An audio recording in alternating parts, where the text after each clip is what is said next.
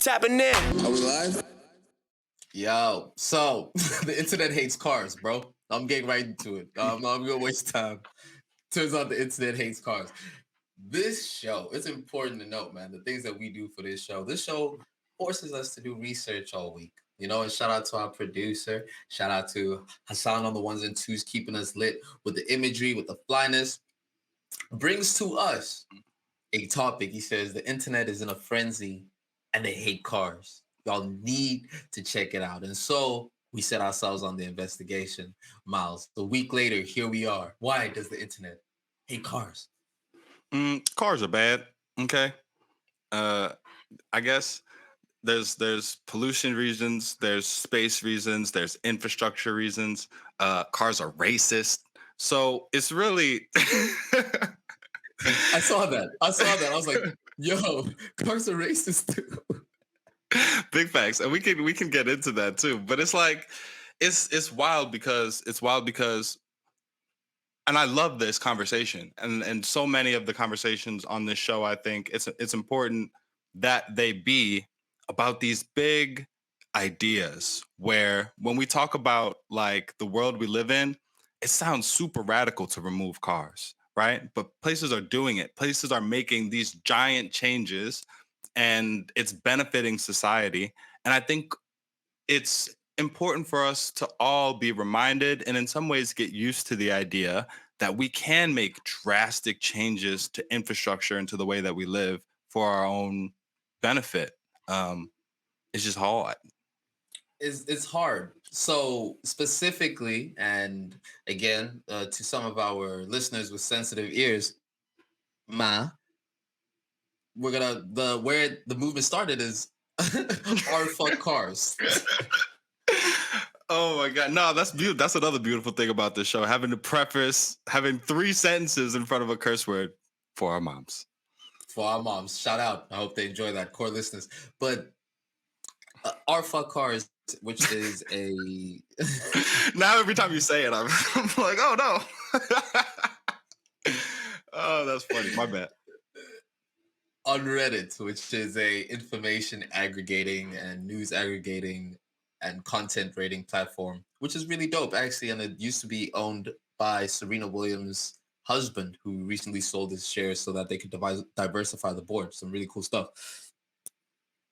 Reddit, our fuck cars. There's a conversation that starts over there in April, recently this year, and pretty much highlighting, like you had said, some of the negative effects from emissions to cost of inconvenience to racism of cars. And so kind of going into it, what I found particularly interesting about this, what I found pretty interesting about diving into this, and like you had said, it's hard to change the world, but what was cool is to see how people were working together on so many of these different platforms. You know, you start in Arfa Cars, and then you kind of keep scrolling through what Reddit has to offer and see how different folks are engaging each other to push on topics. It's kind of cool.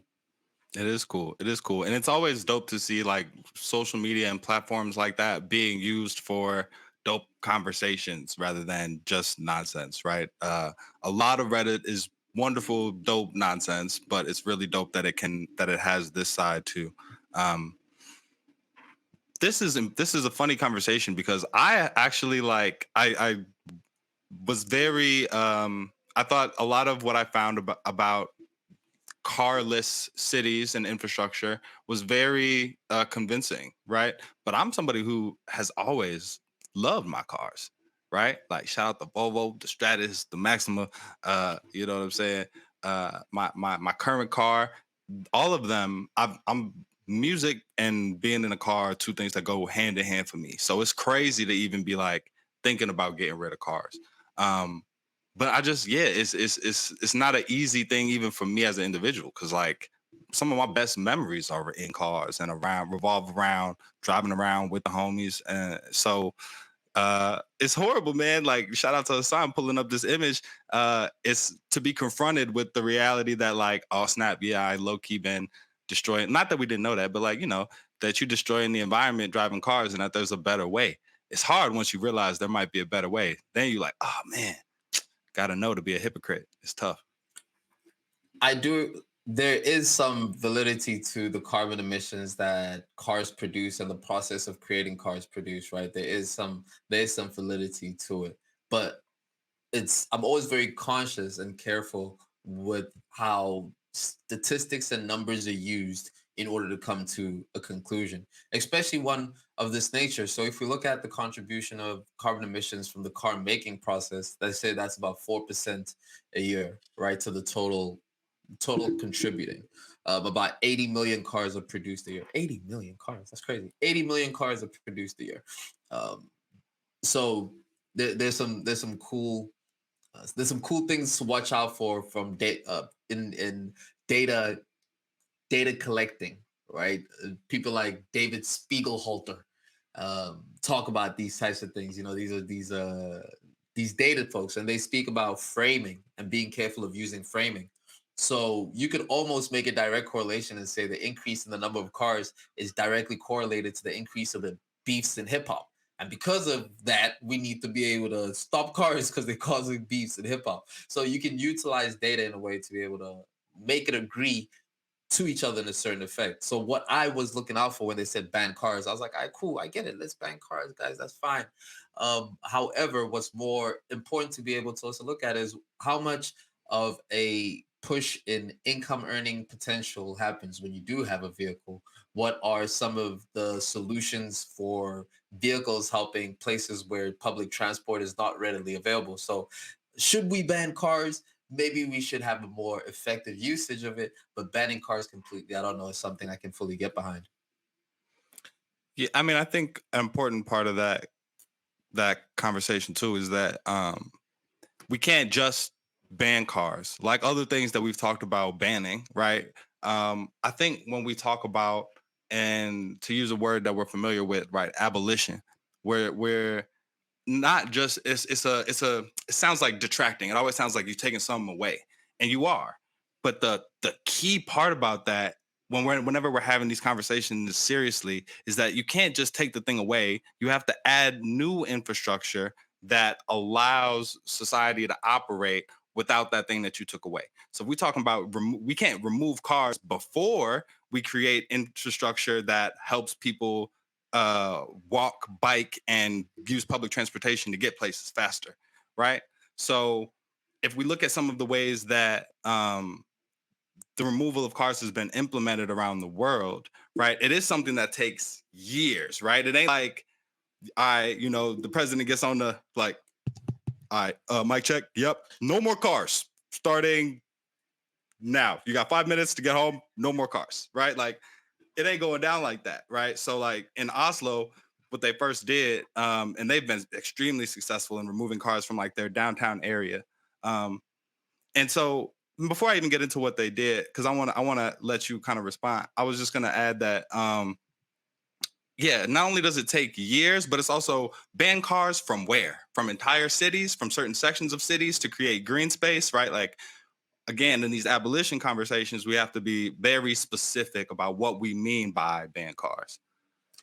You're right. There, you can't be able to just look at a watch and say banning cars starting now. That's kind of it. It takes a while to do it, which is why things like the Paris Agreement and the Paris Accord and the climate agreement regulations and carbon emission regulations that are being put into place are looking the way that they are. Like you had said, in Oslo, they've been very successful of that, and so in that same Scandinavian region you have places like Norway and Sweden that are saying that by 2030, they're banning the production of diesel powered cars and opting more so to move towards electric vehicles or things of that nature. So my thing about this solution is that it is predicated on a society operating at an optimal.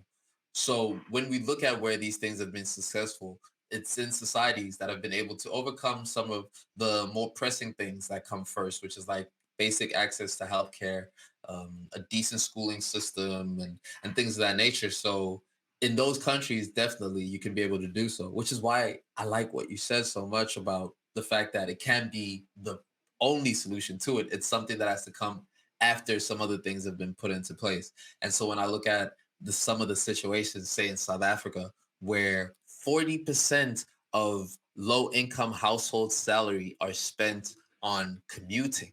40%. 40% are spent on commuting. This is not on the bullet train. This is not on the tube. This is on just taxis, just these 12, 14, 16 people in a car taxis pushing it through. So there's banning cars in that situation wouldn't alleviate the cost. There's a lot more nuance that has to come into it, but there is a tangible cost of cars being made, cars being used. Something interesting is that for each new driver, that's an additional 3 minutes 38 seconds of car time spent. Dang. But I want to go back to what you said. So wait, why wouldn't removing cars work in that situation? So, what would make more sense is being able to give people in a position to be able to purchase their own vehicles, right? Because there is no reliable there is no reliable transport system.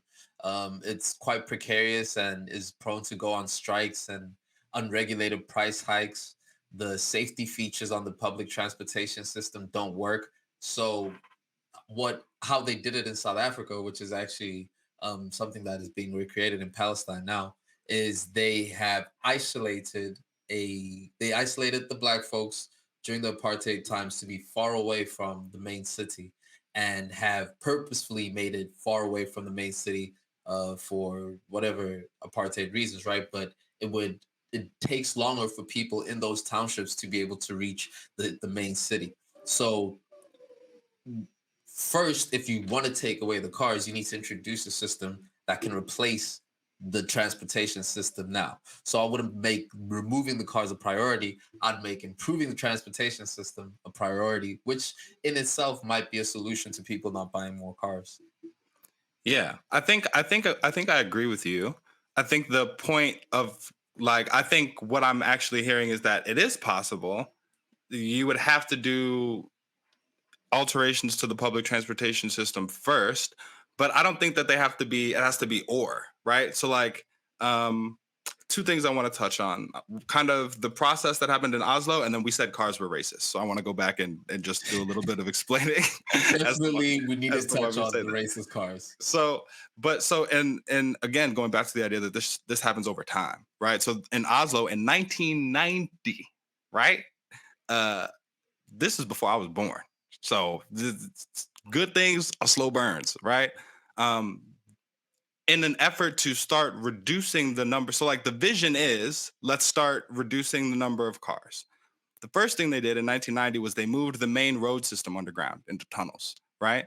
So that one created immediately more walking space above on the surface, and two started to allow people to envision a world without cars because as they were walking around, they weren't seeing them in the same way, right? 10, 15, 17 years later, they remove, so 2017, no, I'm tripping. That's 27 years later. 2017, the first 350 parking spaces are removed from their downtown center. So right there, I'm just like a while, right? Then you start to speed up the process, right? We've created this other infrastructure, and now we start to get rid of cars. In 2018, they started removing more parking spaces and limited the actual traffic that cars were able to move around in the downtown, right? And it had benefits to their whole community. In that shopping district where they removed cars from that downtown, sales of the all the stores went up 10%, right? Like the average spending, right? They created more green spaces. And so I think it's I think it's a both and. I think we can have the vision for removing cars, but that not be the first step. I will tell you this: I'm all for automated cars and autonomous cars. I'm all the way here for that.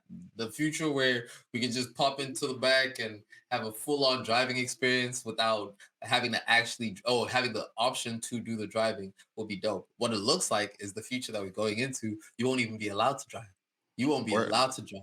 Yeah. That's how it goes. Because, and this is one of the things that they kept on pointing out, other than the cars are racist, is that cars are a causes of tons of deaths. They Word. kill people, they cause accidents, they pollute, and they hate black people. Why? Yeah. So racist cars. Uh, not the beloved Disney film. this isn't a sequel gone wrong, but it's crazy because the infrastructure that cars use has often been used to segregate cities. So you just spoke about that being the case in South Africa, right? You place a city out here, you make sure that the only way to travel back and forth is by car. Not everybody can afford a car. You very much limited the ability of people to leave their community that you've segregated them off in. Here in Chicago, a great example is the Dan Ryan Expressway. The expressway was built along a road called Wentworth, which was also called the Deadline, which literally referred to if you were black and you crossed the line, you were dead. If you crossed Wentworth over into the Bridgeport neighborhood. And so they literally built a highway on top of this street that represented this segregation point so that even if you wanted to cross it, you would have to cross 6 lanes of highway, right? It's and then jump into the UK where a lot of we're talking about the removal of cars and vehicles. In bro, in the UK, they would similar to what you said in South Africa, right? They would force minority populations to live in these areas outside of town. And then because not a lot of people could afford cars and had to travel by these double-decker buses, they would build low bridges that the buses couldn't even pass through, fam. Like that, like I was reading Wow. that, bro, and I had to like take a second. Like, Yeah, that's it's wild. crazy, fam. It's And absolutely wild. a lot of those bridges are still there. That's the more crazy part too, is that they're still there, obviously too large to be able to go through this purposefully low bridges that they put on there. I don't know what other form of segregation you'd like to be able to see, but that is a consequence of it. And so when you look at the relationship in some of these places uh, that minorities have with access to adequate transportation, be it car or public transport, they systemically have been put there's hurdles that have been put in those places. So it kind of you said you haven't seen the latest episode of Atlanta, have you? Mm-mm. It's real quick, bro. There's a real dope. They have an episode where they kind of go through the life of a white person as like Black Lives Matter and cancellation is happening around them and how they engage with it. But they get to a point where dude is just completely unable to understand. He's speaking to he meets another guy, and the guy is just like, you see how now you've been canceled for something that you have no control over. Your child is going to be fatherless, and your wife now hates you, and she's going to have to create that by herself, and you're a victim of a circumstance that really was just passed on to you, had nothing to do with you. He goes, yep. He goes, that's exactly how they feel every day. So it's like you think about some of the hurdles that are in front of people to be able to even jump out. And then you start getting down to the place where it's like, man, there's circumstances that have been put here that might even have been forgotten, but are still impacting people right now. Word. And that's, man, you put that so beautifully. And it's painful and frustrating when the response to, hey, we still got these low bridges, like can we get rid of these infrastructural blocks to equity? And they'd be like, why are you talking about old stuff? That was like, we Yeah. built them bridges a long time ago. You talking to me, you here, we in the same room, so we good. But like, Mhm. and it's the lack of acknowledgement that precedes the inevitable lack of addressing the issue that has folks out in the street and has folks thinking about doing things a different way, in radically different ways. And I'm all for that. One of the cool things about looking at our place and looking at Reddit and the whole community over there was actually just how people were really what were pushing to be able to work together and how people were joining together for a similar cause. Specifically, I don't know if you came across like Rainbow Road and all that, all that, all that collaborative artistic work that was happening on Reddit in 2018. It was actually pretty dope, right? With our place where pretty much each person represents a single unit of image or whatever, and people are kind of like working together to create these large images. and it's just like literally every part of that image represents a person, and over 1 million users were using that. And there's times where you could see some images were like attacking other images. It was really some really cool internet stuff, but all of them joining together, right? So when things like R fuck cars comes around and you see it, it's like, oh, this name might be, the name is crass or crude or whatever. Behind that, there's a whole bunch of young people that are thinking to themselves, yo, this ain't right. Let's say something about it. Let's all get together and speak out about it. And that's something that we always support. Big facts. Shout out to all the Reddit radicals out there. You know what I'm saying? We stand in solidarity with Sarah. We can't speak, but we do stand in solidarity with y'all. And if anybody who's out there, anybody in the audience knows of any dope projects that we should check out or highlight that are kind of being crowdsourced or put together by groups, let us know. I would love to check out some of that stuff. It's amazing what people can do, man. Humans are dope. Humans are dope. Humans are very dope, and we have some dope humans that we get to talk about again in the people's favorite part of the show.